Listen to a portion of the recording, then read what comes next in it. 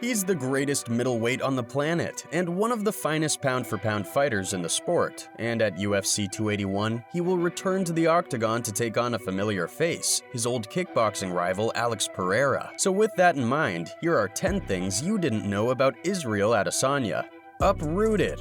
Adesanya has always been openly proud of his Nigerian roots, and during his early years, he lived in both Nigeria and Ghana, attending Taekwondo classes in the former before eventually dropping it due to an injury. When he was 10 years old, his family decided to move to New Zealand to give their children a better education. The first few years in his new home were tough for Adesanya, but he would later find his footing, becoming obsessed with martial arts and his training. Persistent bullying was enough to influence his decision to take up martial arts, almost out of necessity more than anything else. What's crazy about Izzy's youth, though, was that he wasn't remotely interested in sports, instead favoring cartoons and anime.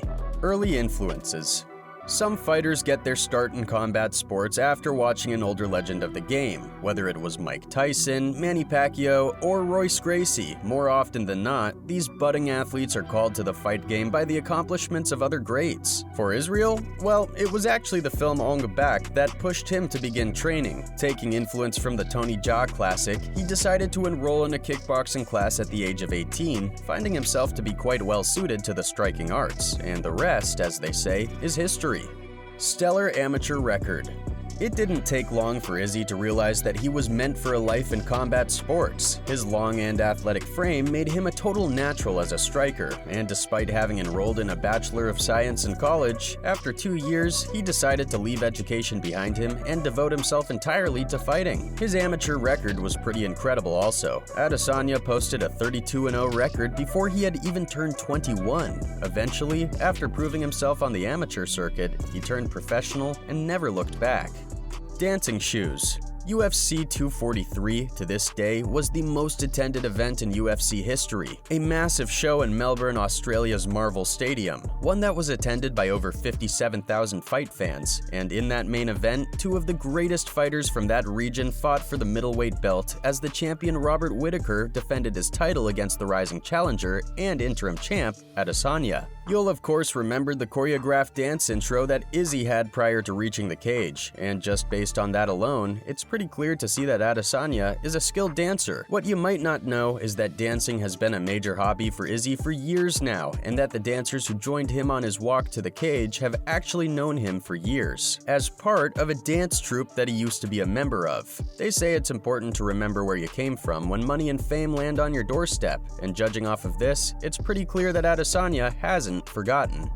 His nickname. The name The Last Stylebender is one that perfectly sums up the striking approach of the middleweight king. Over the years, we have watched this 185-pound standout turn in every type of performance. His barn-burning 5-round war with Kelvin Gastelum, his total shutout of Paulo Costa, his tactical battle with Robert Whittaker in their rematch. But the name isn't one that Israel pulled out of thin air. No, Izzy's longtime passion for all things anime and cartoon-related led him to craft his nickname from the seminal cartoon Avatar: The Last Airbender. Fans of the show will have noticed this influence immediately, but for those of you who aren't, hopefully this fact gives you a greater appreciation for Stylebender's roots. What's your own personal favorite fighter nickname? Let us know in the comments section below. His boxing record. We all know about Izzy's background as a world-class kickboxer, but you might not know that he also went 5-1 as a professional boxer between 2014 and 2015, losing only to Australian cruiserweight champion Daniel Ammon in his pro debut. And according to many of the pundits who watched the fight, it really seemed like Izzy was robbed on the scorecards. Considering his success across 2 sports, it's pretty wild to think that Adesanya was so close to having an undefeated pro boxing record as well. Perhaps the future will hold a return to the squared circle for Stylebender, especially when you consider just how popular crossover bouts are getting these days. Devastating streak.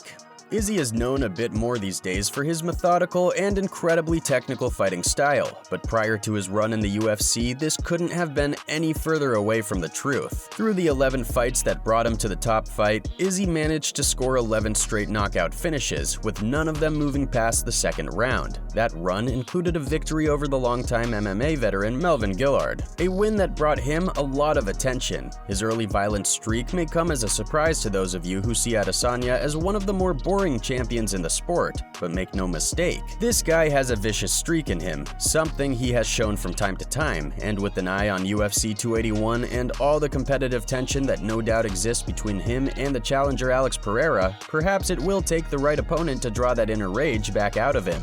A drawn-out transition. Many people assume that Adesanya was quite young in his mixed martial arts career by the time he arrived in the UFC, and in some ways, they'd be correct. But the first 11 fights of his career actually took place over a span of 5 years, meaning that Adesanya has actually been a pro for half a decade before his UFC debut. Sure, he wasn't taking as many fights as he later would, but during his time as a kickboxer, the last stylebender made sure to sprinkle in MMA fights here and there, ensuring that he was comfortable in his new sport when he made the move permanently. Taking a stand. Israel Adesanya has never been afraid to speak his mind when it comes to something he is passionate about. In 2020, he openly supported the New Zealand cannabis referendum, and when a training partner of his was killed due to a sucker punch he sustained in an altercation outside of the gym, Izzy became an advocate for tougher penalties against those who accidentally cause serious harm in such circumstances. Although he's among the most famous faces in the fight game, it's clear that Izzy has never lost sight of the truly important things in life. An old rival. You'll all no doubt know just how huge this upcoming UFC 281 title defense is for Adesanya, given that he lost to his opponent, Alex Pereira, by way of vicious KO during their kickboxing years. You might also know that they fought twice, with Poata getting the better of Izzy both times, but here's the interesting part. Stylebender was in no way shut out in that fight. In fact, you could argue that he was in control of that fight before the knockout came. Sure, it doesn't excuse the fact that he got caught, but the narrative of Pereira clearly beating Adesanya technique for technique doesn't hold as much weight as you might think. Can he replicate his success minus the KO loss at UFC 281? Only time will tell, I guess. But make no mistake, this fight has the potential to really test the middleweight champion's resolve. Thankfully, we don't have to wait long to find out how it goes down. And that will just about do it for this video. But who do you think will get their hand raised in the UFC 281 main event contest for the middleweight title? Remember to like the video and subscribe to the channel if you haven't already to stay up to date with all of our weekly uploads. See you next time.